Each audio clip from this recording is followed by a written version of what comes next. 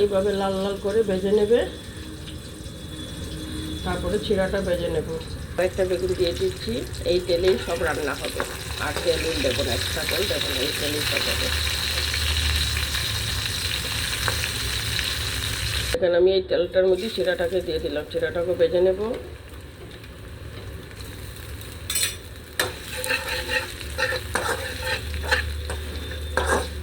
দেখেন বন্ধুরা, সম্বাসে দেবো তেজপাতা, গোটা জিরা, দারচিনি আর এলাচ, এটা দিয়ে দিলাম। এখন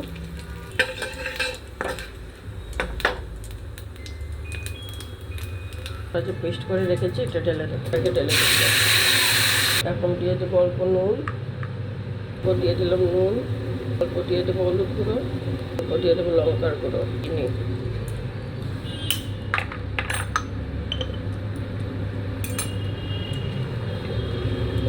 জিরার গুঁড়োটা আগে পেস্টের মধ্যে আমি দিয়ে দিয়েছি, টমেটোর মধ্যে গোটা জিরা দিয়ে পেস্ট করে দিয়েছি, তোমাদেরকে দেখাতে ভুলে গেলাম। গোটা জিরাটা টমেটোর সঙ্গে পেস্ট করে দিয়ে দিলাম। আর মশলাটা কষে গেলে চিড়াটাকে ঢেলে দেবো। দিয়ে দেবো বন্ধুরা টক দই, 2 চামচ টক দই দিয়ে দিলাম, 2 চামচ টক দই দিয়ে দিলাম।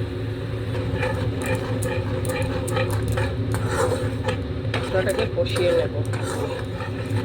দেখেন বন্ধুরা, আমার মশলাটা কষানো হয়ে গেছে, এখন চিড়াটাকে ঢেলে দেবো। চিড়াটা এখন ঢেলে দিলাম। অল্প দিয়ে দেবো গরম মশলা, দেখো বন্ধুরা অল্প গরম মশলা দিয়ে দিলাম।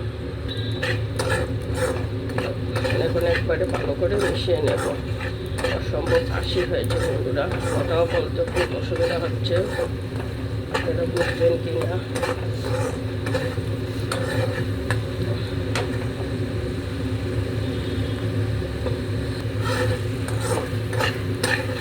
বন্ধুরা মশলাটা থেকে তেল বেরোচ্ছে, এখন ঢেলে দেবো জল, গরম জল দেবো। বন্ধুরা গরম জল ঢেলে দিলাম।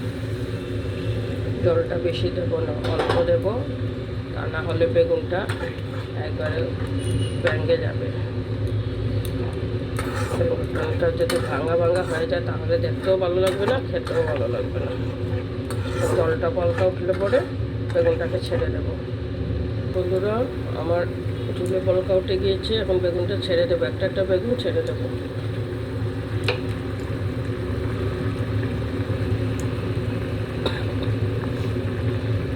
আপনারা ওইভাবে বানিয়ে খেয়ে দেখবেন বন্ধুরা, নিশ্চয়ই ভালো লাগবে।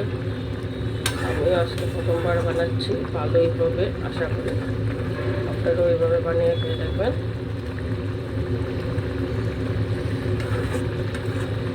রান্নার যা শেষ আছে, রান্না গল্পেরও শেষ আছে, রান্না নতুন রান্না তৈরি হয়েই যায়। অল্প ঘি ঢেলে দিলাম। দেখেন বন্ধুরা হয়ে গেল আমার বেগুন চিড়ে। অল্প ধনিয়া পাতা দিয়ে দিলাম, ধনিয়া পাতার কুচি। দেখেন বন্ধুরা ধনিয়া পাতার কুচি দিয়ে দিলাম, খুব সুন্দর হয়েছে কালারটা। দেখেন এইভাবে আপনারাও বানিয়ে খেয়ে দেখবেন, দেখেন কত সুন্দর হয়েছে।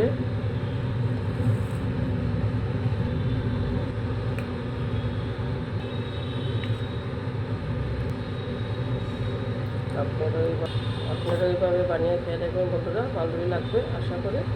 এখন রাখছি বন্ধুরা, আবার আসবো আর একটা নতুন ভিডিও নিয়ে। টাটা।